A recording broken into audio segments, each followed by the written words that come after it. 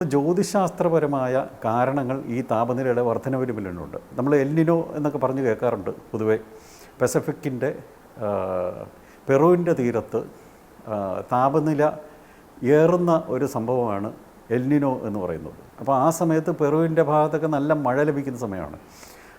അതോടൊപ്പം തന്നെ പസഫിക്കിൻ്റെ ഇപ്പുറത്തെ ഭാഗത്ത് ഇന്തോനേഷ്യയുടെ ഭാഗത്ത് താപം വ്യത്യാസപ്പെടുകയും ചെയ്യും.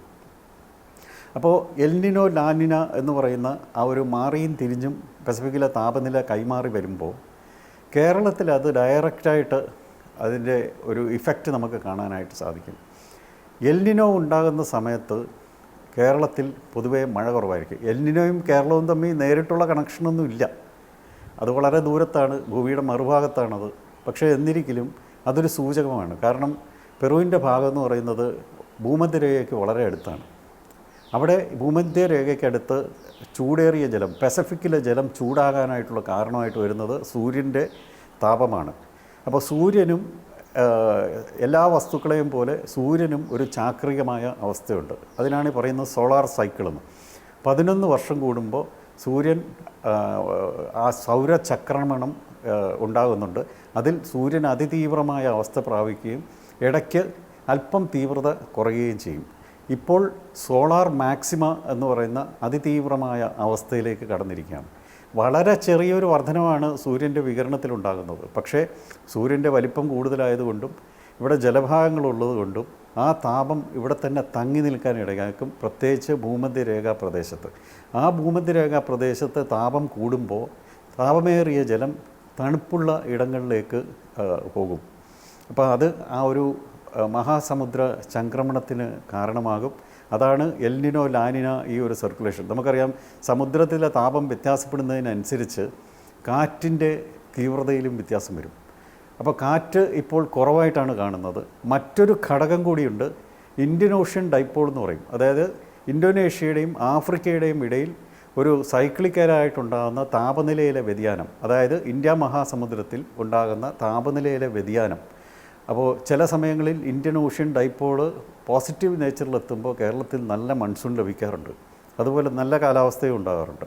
അതുപോലെ കുറയുകയോ ന്യൂട്രൽ അവസ്ഥയിലോ ഒക്കെ എത്തിക്കുമ്പോൾ മഴ കുറയാനും സാധ്യതയുണ്ട്. ഒരിക്കൽ ഇന്ത്യൻ ഓഷ്യൻ ഡൈപോൾ ഉണ്ടാകുന്ന സ്ഥലത്തെ ഇന്ത്യൻ ഓഷ്യൻ്റെ താപനില വിശ്വസിക്കാനാകാത്ത നിലയിലെത്തി. 34 ഡിഗ്രിയാണ്. ഉൾക്കടലിൻ്റെ ഇന്ത്യ മഹാസമുദ്രത്തിൻ്റെ ഏറ്റവും ഒത്ത മധ്യത്തിൽ താപനില 34 ഡിഗ്രി സെൽഷ്യസ് വരെ എത്തി. ആ സമയത്ത് നമുക്ക് നല്ല താപം അനുഭവപ്പെട്ടു 2024. ഇപ്പോൾ ആ ഒരു അവസ്ഥയിലേക്ക് നമ്മൾ ഏകദേശം 31 ഡിഗ്രിയാണ് ഇപ്പോഴത്തെ താപനില. ആ ഒരു അവസ്ഥയിലേക്ക് നമ്മൾ കടക്കുകയാണോ എന്ന് സംശയിക്കേണ്ടിയിരിക്കുകയാണ്.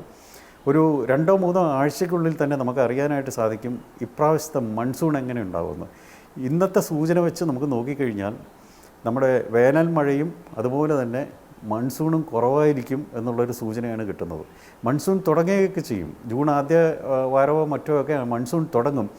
ആദ്യഘട്ടം ഉടനെ പസഫിക്കിലെ എൽനിനോ ശക്തി പ്രാപിക്കുകയും മൺസൂണിൻ്റെ 2ാം ഘട്ടം കുറയും എന്നുള്ളൊരു അനുമാനമാണ് ഇപ്പോൾ പൊതുവെ ഉള്ളത്.